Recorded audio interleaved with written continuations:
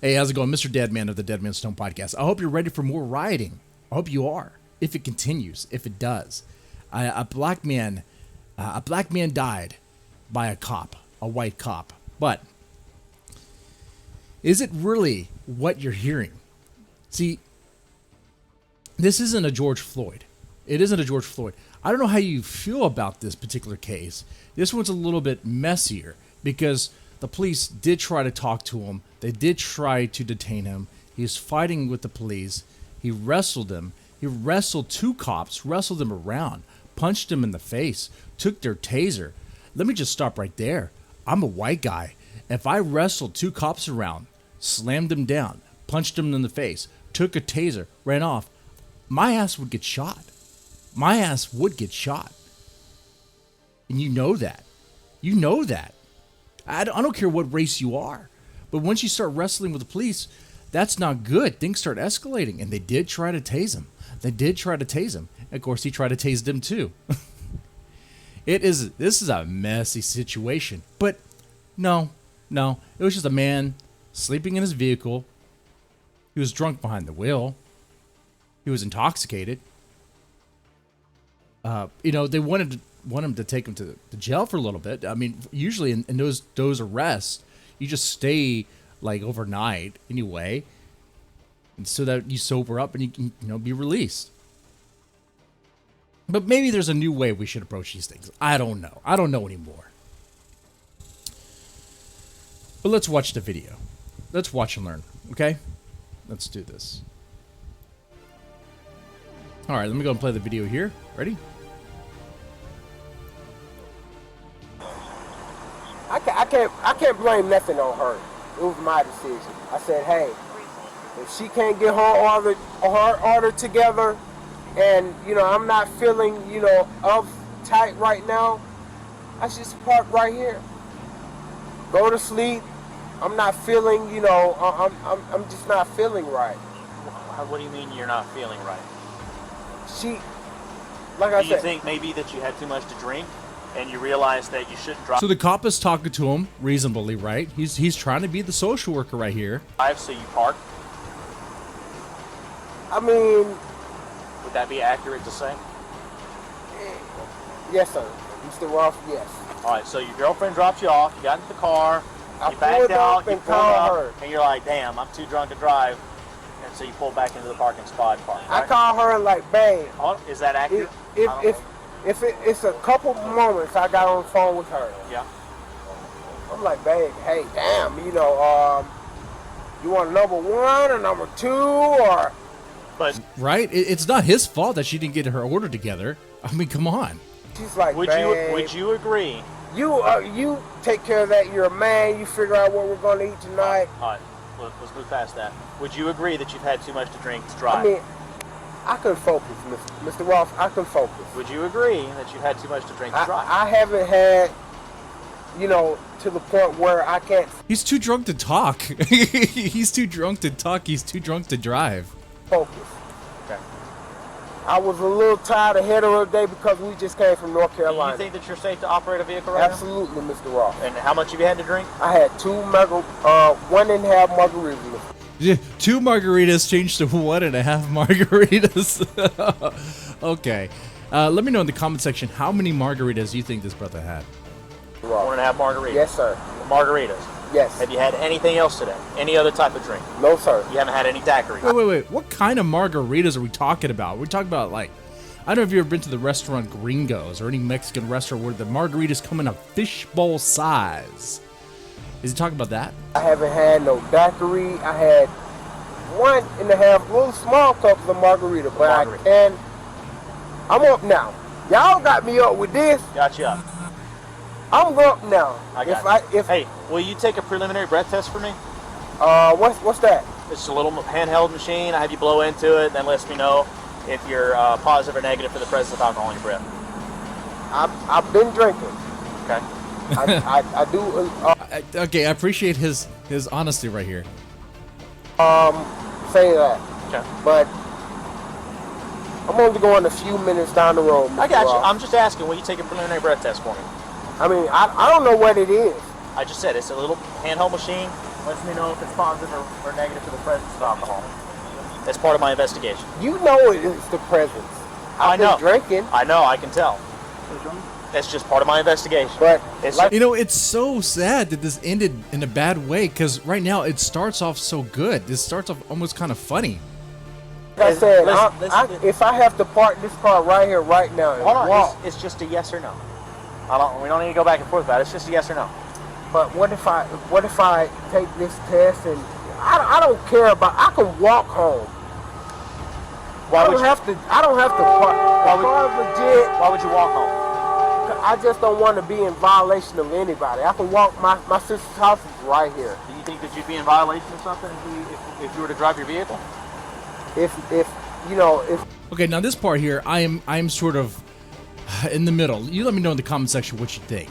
I mean, he could probably walk home and that'd be fine, right? If it's just down the road, he's not gonna hurt anybody. You could walk. Well, actually, I guess you can't walk drunk. You can't be intoxicated in public. That's a law. You know, that's a crime. Maybe they don't have to arrest for that. I don't know. But I mean, if you got behind the vehicle, start driving, that could pose some serious harm to someone. That could kill someone. You know, that's why they usually arrest in those situations. They kind of remove them and put them in a place where they're not going to hurt anybody. that's less possible for me to park here, lock the car up, and do everything that I need to do within the presence of you guys, I can just go home. I have my daughters there right now. My daughter. Okay, so if you are talking about police reform, I agree. I want to do police reform too. Maybe right here in this situation, they could have come up with some other things they could have done or to navigate this situation. But, okay. My daughter's birthday was yesterday. All right. Hold on, Mr. Brooks. Will you take a preliminary breath test for me? It's yes or no. I don't want to refuse anything. It's yes or no. It's completely up to you. Yes, I will. Okay, just wait here while I grab it. Okay, so he'll take it. You probably, a lawyer would have said you probably should have said no.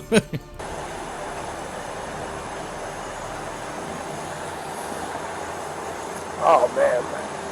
So, just trying to make sure, man, you're safe to drive. That's all. I know, man. I just. You scared me a little bit because you were sleeping in there. So that's why I was making sure you're okay. And then that's. I know. You just doing your job. All right, just take a deep breath in. Put your mouth over the mouthpiece. Blow as hard as you can until I tell you to stop. Blow, blow, blow, blow, blow, blow, blow, blow, blow, blow. Stop. Very good. I just had a few drinks. That's it. How many? 1.5. Like I said. I like how he says a few, and then he goes back to 1.5. You know, he's honest, but not totally honest. Said I was into the second cup. I wasn't even. I told her, babe, let's go because I'm hungry. What kind of drinks did you have? I'm not sure. It's something she ordered. She said top shelf or whatever. Top shelf what? I'm not sure. It was, like I said, it was her birthday and it was my daughter's birthday. This is getting sadder. To Birthday. have a good time. And I said, babe, I'm hungry. Let's go. My baby's mom, she was there. I said, babe, go ahead. Oh, he's a dad too. Oh, okay. Cool. Here's the money for the blow up bed tomorrow. Here's the money for, to enjoy herself tomorrow. Just, give me a burger or something. Right. Just take me home. I'm ready to go. So you had about 1.5 drinks, but you don't remember what kind of drinks they were? No, sir. All right. I really don't, Mr. Ross. All right, I think you've had too much to drink to be driving. Put your hands behind your back for me. Here, put your hands behind your back. Now you could have handled it maybe a different way there, but I mean, we took your breath right here on this machine. This machine says you're too drunk to drive, so I'm gonna have to arrest you and put you in jail. But for the night, that when you sober up, you'll be released. Boom, easy peasy. Okay, now the drunk dad starts fighting. Why is he fighting?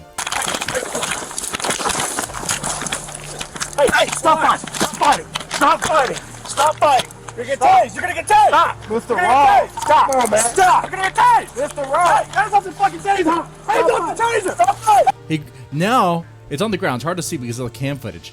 But now that dad has hands on the taser, on the cop's taser. Hands off the taser!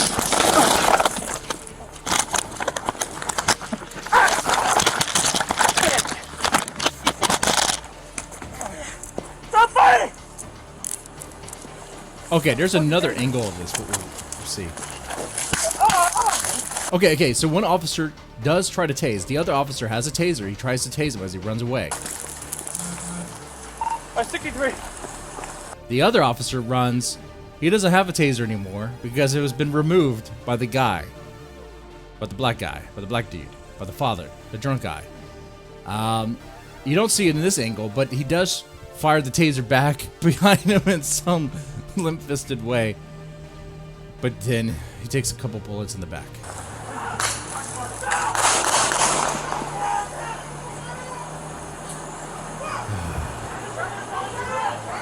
And then he's dead.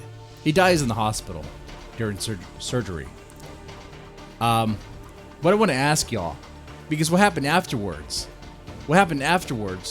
is that, of course, I believe he's laid off or whatever. He's going to be investigated. Okay, fine. Let the investigation go through. Let them determine what's going to happen. But the response from the people in the area was to burn down the Wendy's. Wendy's was set on fire.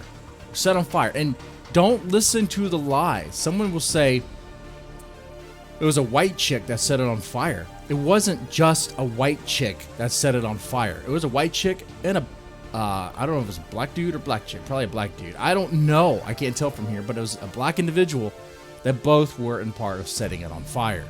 They set it on fire because they're pissed off about police brutality. Now that situation was crazy. It started off